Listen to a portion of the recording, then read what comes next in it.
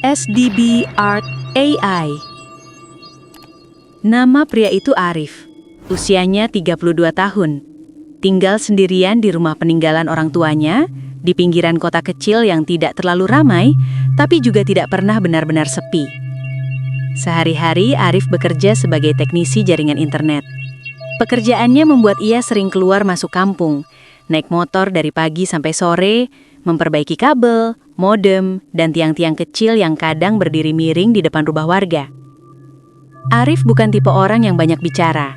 Di lingkungan sekitar, ia dikenal sopan, rajin menyapa, tapi jarang berlama-lama ngobrol. Kalau pulang kerja, biasanya langsung masuk rumah, mandi, makan, lalu duduk sendirian sambil memainkan ponselnya. Ia terbiasa hidup sendiri. Sejak ayahnya meninggal 2 tahun lalu, rumah itu terasa semakin sunyi. Ibunya sudah lebih dulu wafat, dan Arif adalah anak tunggal. Tidak ada saudara yang sering datang, tidak ada suara televisi keras, tidak ada obrolan panjang di malam hari. Yang tersisa hanya kebiasaan-kebiasaan lama yang masih ia pertahankan. Seperti menyeduh kopi di gelas yang sama setiap malam, duduk di kursi kayu dekat jendela, dan membuka ponsel, sekadar melihat-lihat pesan lama, foto lama, atau chat yang sudah tidak pernah dibalas lagi. Arif termasuk orang yang tidak pernah menghapus nomor kontak, apalagi yang punya kenangan. Semua masih tersimpan rapi di ponselnya, termasuk nomor ayahnya. Nomor itu sudah lama tidak aktif, tidak pernah ada notifikasi, tidak pernah berdering. Tapi Arif tidak pernah berniat menghapusnya. Baginya menyimpan nomor itu seperti menyimpan jejak, bukan untuk dihubungi, hanya untuk diingat. Di mata tetangga, Arif terlihat baik-baik saja. Ia tidak pernah terlihat depresi, tidak juga terlihat aneh. Ia tetap bekerja normal, beribadah seperti biasa, dan ikut kegiatan warga jika diperlukan. Namun ada satu kebiasaan kecil yang jarang disadari orang lain. Arif selalu mematikan ponselnya setiap jam 11 malam, lalu menyalakannya kembali keesokan pagi. Katanya supaya tidur lebih tenang. Ia tidak suka suara notifikasi tengah malam, tidak suka telepon mendadak, tidak suka pesan masuk saat suasana sunyi. Karena menurut Arif, malam seharusnya untuk istirahat, bukan untuk menerima kabar. Saat itu Arif sama sekali tidak tahu bahwa kebiasaan kecil itulah yang suatu hari akan membuatnya mengubah cara ia memandang ponselnya sendiri. Dan bahwa sebuah nomor lama yang selama ini hanya diam di daftar kontak akan kembali punya arti. Hari itu berjalan seperti hari-hari sebelumnya. Arif bangun pagi sekitar pukul 5. Ia menunaikan sholat, lalu bersiap berangkat kerja. Motor tuanya dipanaskan sebentar di depan rumah. Sementara ia mengecek ponsel sekilas. Tidak ada pesan penting, tidak ada panggilan tak terjawab. Semua normal. Pekerjaan hari itu cukup padat. Aris berpindah dari satu rumah ke rumah lain, memperbaiki koneksi internet yang putus, mengganti kabel yang digigit tikus, dan menjelaskan hal yang sama berulang-ulang pada pelanggan yang kebingungan. Menjelang sore, hujan turun ringan. Arif berteduh sebentar di warung kecil dekat persimpangan. Ia memesan kopi hitam dan duduk sendirian menunggu hujan reda. Di warung itu beberapa orang ngobrol soal hal-hal sepele, soal listrik padam semalam, soal jalan berlubang, soal orang meninggal di kampung sebelah. Arif mendengarkan sambil lalu, tidak ikut nimbrung. Ia hanya mengangguk sesekali, lalu menyesap kopi yang mulai dingin. Saat hujan reda, ia pulang. Malam tiba tanpa ada kejadian aneh. Arif makan sederhana lalu duduk di kursi kayu dekat jendela. Seperti biasa ia membuka ponsel, menggulir layar tanpa tujuan jelas. Ia sempat membuka daftar kontak. Nama ayahnya masih ada di sana. Foto profil lama yang buram, status terakhir yang sudah tidak pernah berubah. Arif menatap layar itu sebentar, lalu mengunci ponselnya. Pukul 11 kurang sedikit, ia mematikan ponsel. Kebiasaan lama yang selalu ia lakukan. Malam terasa sunyi. Tidak ada suara kendaraan, tidak ada anjing menggonggong, hanya suara kipas angin yang berputar pelan. Arif tertidur tanpa mimpi. Ia tidak tahu bahwa hari yang terasa sangat biasa itu adalah hari terakhir sebelum sesuatu mulai berubah. Bukan perubahan besar yang langsung terasa, tapi perubahan kecil, nyaris tak disadari. Dimulai dari hal yang paling dekat dengannya, ponsel yang setiap hari ada di genggamannya. Pagi itu, Arif bangun sedikit lebih siang dari biasanya. Ia sempat merasa tidurnya lebih berat, tapi tidak ada mimpi aneh yang ia ingat. Seperti kebiasaannya, hal pertama yang ia lakukan adalah menyalakan ponsel. Layar menyala, sinyal muncul. Beberapa notifikasi masuk bersamaan. Email pekerjaan, pesan grup RT, dan satu notifikasi WhatsApp yang membuat jarinya berhenti bergerak. Satu pesan masuk, dikirim pukul 3.17 dini hari. Nama pengirimnya, Ayah. Arif mengernyit. Ia yakin betul ponselnya dimatikan sebelum tidur. Tidak mungkin ada pesan masuk saat ponsel mati. Ia duduk di tepi kasur, menatap layar cukup lama. Bukan karena takut, lebih karena bingung. Nomor itu sudah lama tidak aktif. Tidak pernah ada pesan sejak ayahnya meninggal. Dengan ragu, Arif membuka chat itu. Pesannya pendek. Tidak ada emotikon. Tidak ada tanda baca berlebihan. Isinya cuma satu kalimat. Kalimat yang terdengar biasa. Arif membaca ulang. Sekali, dua kali. Ia mengecek detail pesan. Centang 1. Waktu terkirim jelas, 3.17. Tidak ada panggilan tak terjawab.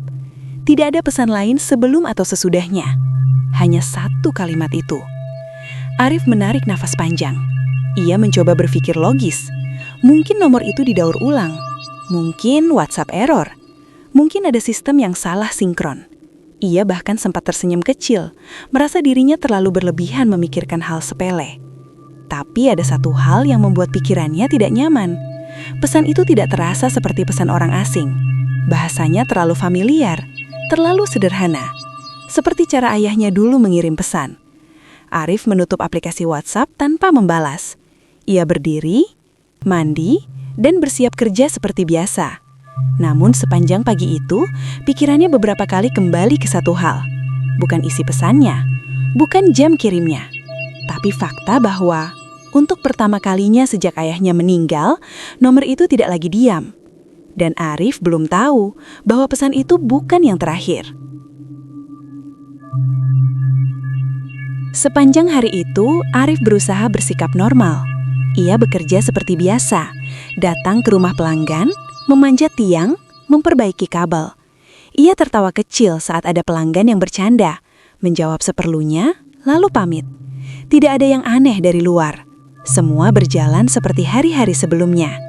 Tapi setiap kali ada jeda, saat duduk di motor, saat menunggu pelanggan menyalakan modem, saat berhenti di lampu merah, pikiran Arif kembali ke pesan itu. Ia tidak membalas. Ia juga tidak menghapusnya. Pesan itu dibiarkan tetap di sana, seperti benda kecil di saku yang terasa mengganjal.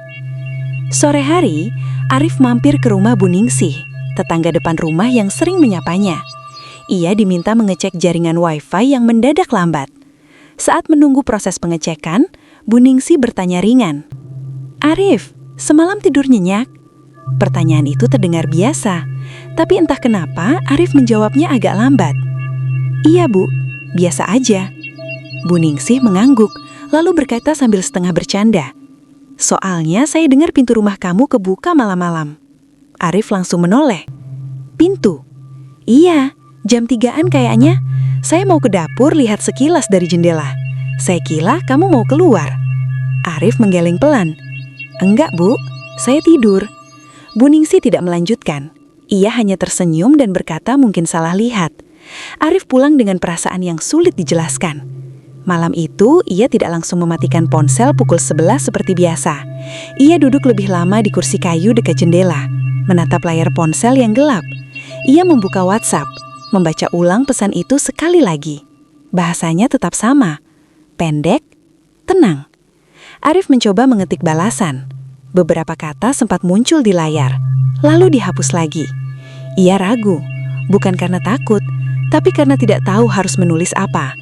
Akhirnya ia mengunci ponsel dan meletakkannya di meja. Malam itu Arif tertidur dengan ponsel tetap menyala di sampingnya. Sekitar pukul 3 dini hari, ia terbangun sebentar. Bukan karena mimpi, bukan karena suara.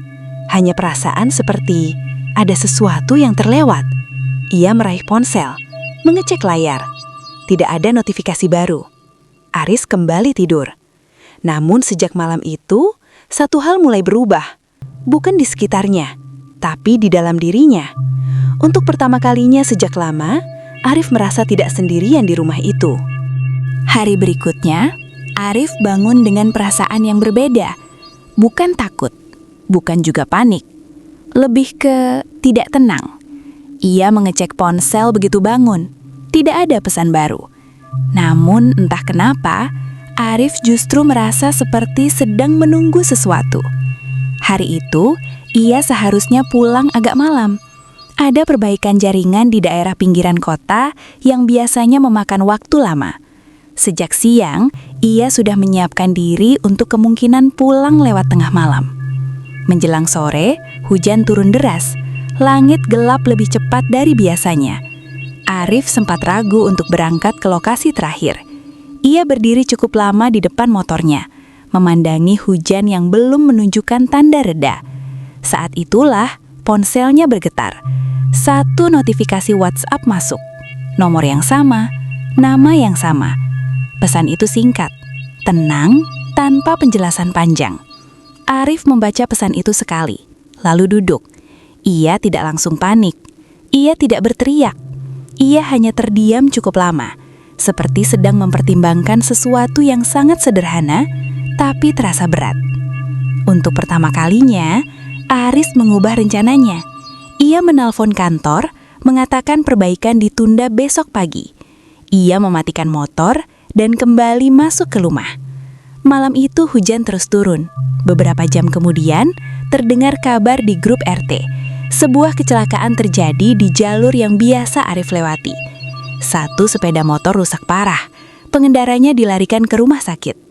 Arif membaca pesan itu dalam diam. Ia tidak merasa lega. Ia tidak merasa takut. Ia hanya menatap layar ponselnya, lalu mengunci layar perlahan. Malam itu, Arif tidur lebih awal. Dan untuk pertama kalinya sejak ayahnya meninggal, ia bermimpi tentang ayahnya, tapi tanpa kata-kata. Hanya berdiri, menatap, lalu pergi. Sejak malam itu, tidak pernah ada pesan lagi. Nomor itu kembali diam, seperti sebelumnya. Arif tidak pernah mencoba menghubungi, tidak juga bertanya pada siapapun. Ia memilih menyimpan semua itu sendiri. Beberapa orang mungkin akan mengatakan ini hanya kebetulan, gangguan sistem, atau pikiran yang terlalu lelah. Namun Arif tahu satu hal, ada hal-hal dalam hidup yang tidak selalu butuh penjelasan. Kadang cukup disadari, kadang cukup dihormati. Sejak kejadian itu, Arif mulai lebih berhati-hati, lebih mendengarkan firasat, lebih menghargai waktu. Dan yang paling penting, ia belajar bahwa kehilangan tidak selalu berarti benar-benar terputus. Cerita ini mengingatkan kita bahwa tidak semua pesan datang untuk menakuti. Sebagian datang untuk menjaga, dan tidak semua yang telah pergi benar-benar meninggalkan kita. Sebagian hanya hadir di saat yang paling dibutuhkan. Kalau kamu berada di posisi Arif, apakah kamu akan membalas pesan itu atau memilih diam seperti yang ia lakukan? Tulis pendapatmu di kolom komentar, karena setiap orang punya cara sendiri dalam memahami hal-hal yang tak terlihat.